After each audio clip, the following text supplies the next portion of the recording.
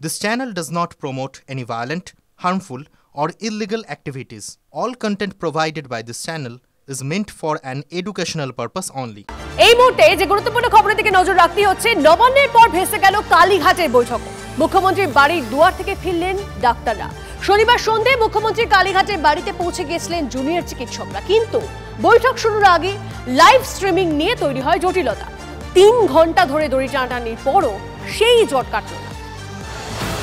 Mascot spin control ল্যাবের পরীক্ষায় এটি প্রমাণিত। কিয়াসেট আলোপেক্স পেন্টা অ্যাক্টিভ নতুন চুল গজাতে সাহায্য করে, চুল পড়া বন্ধ করে। কিয়াসেট Alopex penta active 10 hair fall প্রবলেমের একমাত্র সলিউশন।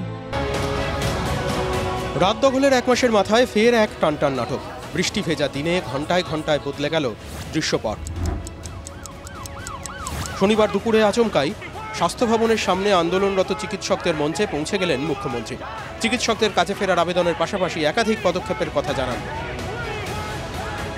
যদি আপনারা কাজে ফিরতে চান, আমি আপনাদের প্রতিশ্রুতি দিচ্ছি, আপনাদের ডিমান্ডগুলো আমি কথা বলে সহানুভূতির সাথে আমি স্টাডি করব।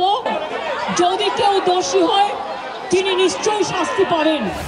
ধর্ণা মঞ্চ থেকে মুখ্যমন্ত্রী চলে যাওয়ার পরই নিজেদের মধ্যে বৈঠক করেন জুনিয়র চিকিৎসকরা। পরে বৈঠকে বসতে চেয়ে মুখ্যমন্ত্রীকে ইমেল পাঠান। চিকিৎসকরা জানান, মুখ্যমন্ত্রী স্থান কাল জানালেই সেখানে পৌঁছে যাবেন। রাগ বসা জেদাজেদির কোনো জায়গা নয়। আমি মনে করি যদি তিনি চেয়েছেন আলোচনা করতে, আমরা আলোচনা করতে রাজি আছি। উনি যেখানে বলবেন, যে কোনো জায়গায় বলবেন, যে কোনো সময় বলবেন। দাবি এক থাকছে, 5 দফা যে আমাদের দাবি, সেই দাবি নিয়ে কোনো রকমের কোনো জায়গাতে আমরা রাজি নই। জবাব দেন মুখ্য সচিব। সন্ধ্যে 6টায় মুখ্যমন্ত্রীর কালীঘাটের বাড়িতে বৈঠকের কথা জানানো হয়। বৈঠকে 15 জন উপস্থিত থাকতে পারবেন বলেও জানানো হয়। কালীঘাটে পৌঁছন চিকিৎসকদের 34 জনের একটি দল। সন্ধ্যে 7টা নাগাদ বৈঠক শুরু হওয়ার কথা ছিল, কিন্তু তার আগেই জটিলতা তৈরি হয়। চিকিৎসকদের কয়েকজন দাবি করেন বৈঠকে সরাসরি সম্প্রচারের ব্যবস্থা করতে হবে। যদিও এই দাবি মানেননি কালীঘাটে উপস্থিত রাজ্য প্রশাসনের শীর্ষ কর্তারা। 1 ঘন্টা পর মুখ্য সচিবকে চিকিৎসকদের উদ্দেশ্যে বলতে শোনা যায়, ঢের হয়েছে, ভেতরে আসুন। আমাদের জাস্টিস আর হায়দ্রাবাদ জাস্টিসকে আমরা চাই না।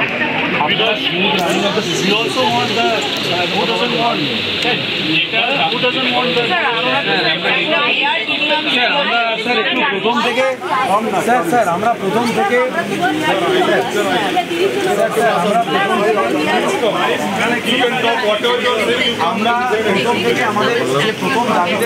ঘড়ির কাঁটা তখন রাত 8:20। লাইভ স্ট্রিমিং নিয়ে অনড় আন্দোলনকারীরা। বাড়ি থেকে বেরিয়ে আসেন খোদ মুখ্যমন্ত্রী। জুনিয়র ডাক্তারদের ঘরে যেতে অনুরোধ করেন তিনি। আপনারা যদি নাই এসে বাড়িতে মিটিং করেন, তাহলে আপনারা আমাকে চিঠি দিলেন কেন? এত অসম্মান কেন করছেন? অনেক অসম্মান করছেন আপনারা। আগেও 3 দিন আমি 2 ঘন্টা করে অপেক্ষা করেছি, আমি যার জন্য আপনাদের কাছে নিজে ছুটে গিয়েছিলাম। প্লিজ এইটুকু রেসপেক্ট তো দেবেন। আমি আন্দোলন করা লোক, আমি আন্দোলনকে মর্যাদা দিতে জানি, তাই তোমাদের কাছে তোমরা আসার আগে আমি ছুটে গিয়েছিলাম। মুখ্যমন্ত্রী জানান, আন্দোলনকারীরা যে চিঠি দিয়েছিল তাতে সরাসরি সম্প্রচারের কথা ছিল না। রাজনীতি ভুলে মানুষের স্বার্থে বৈঠকে বসার আবেদন জানান তিনি। মুখ্যমন্ত্রী জানান, মিনিটসে দুপক্ষের তরফে একজন করে সই করবে। চিঠিতেও কোথাও লাইভ স্ট্রিমিংয়ের কথা লেখা নেই, আমাদের চিঠিতেও লেখা নেই। আমরা টোটালটাই রেকর্ড করে রাখছি এবং তোমাদের শেয়ার করব আমরা মিনিটস।